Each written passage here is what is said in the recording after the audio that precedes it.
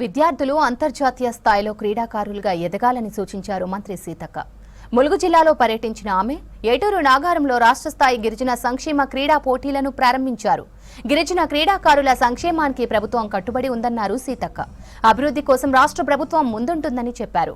ఆటలతో పాటు విద్యార్థులు చదువుల్లో రాణించాలని కోరారు. విద్యార్థి దశ నుంచే నాయకత్వ లక్షణాలను అలవర్చుకోవాలని సూచించారు. జూన్ 3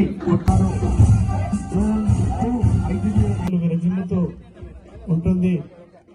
క్లబ్స్ మిగతా క్రీడాకారులు కూడా ఉన్నతంగా గౌరవ ప్రాజెక్ట్ వివిధ ప్రాంతాల నుంచి ఇక్కడికి వచ్చి ఈ గేమ్స్ లో పార్టిసిపేట్ చేస్తున్న మీ అందరినీ మనస్ఫూర్తిగా ఆహ్వానిస్తా ఉన్నాం.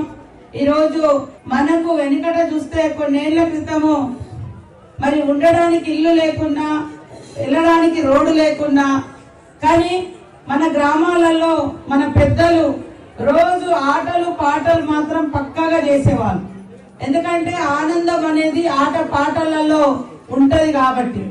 ఇప్పుడు ఆట పాటల నుంచి మీరు పోటీలకు వచ్చారు కాబట్టి ఆడేటప్పుడు ఎంత ఉల్లాసంగా ఉంటారో, పాట పాడితే ఎంత ఫ్రీగా స్వేచ్ఛగా ఉంటారో, ఆడేటప్పుడు కూడా మీ మనసు అంత ఫ్రీగా, అంత మూమెంట్ అనేది అంత ఫ్లెక్సిబుల్ గా ఉండాలి.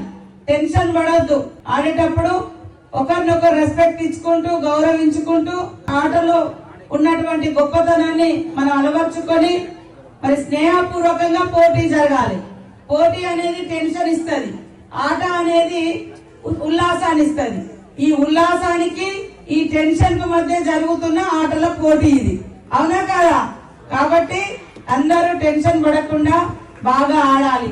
ఇప్పటికి కూడా గ్రామాలలో మరి గూడాలలో గాని, తండలలో గాని, చెంచు పెంటలలో గాని, ఎక్కడైనా మన మారుమూల మరి గిరిజన గ్రామాలలో ముఖ్యంగా వాలీబాల్ గాని, కబడ్డీ గాని, ఖోఖోలు గాని, బంద గాని, ఇవన్నీ మన పెద్దోళ్ళు చాలా ఆడేటోళ్ళు ఒకప్పుడు.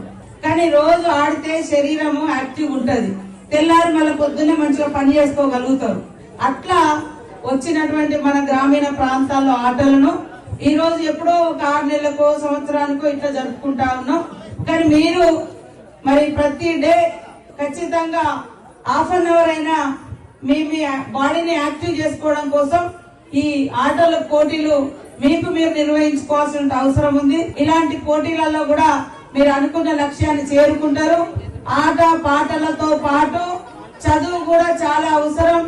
మరి ఇప్పటికీ మనం రాష్ట్రంలో ట్రైబల్ వెల్ఫేర్ డిపార్ట్మెంట్ నుంచి మంచి రిజల్ట్ ఇస్తా ఉన్నారు మిగతా వాళ్ళకు పోటీగా. కాబట్టి ప్రతి ఒక్కరు కూడా ఈసారి వచ్చేటువంటి 10th ఇంటర్ రిజల్ట్ లో మరి అందరూ మన ట్రైబల్ డిపార్ట్మెంట్ నుంచి కూడా బాగా రాణించాలి.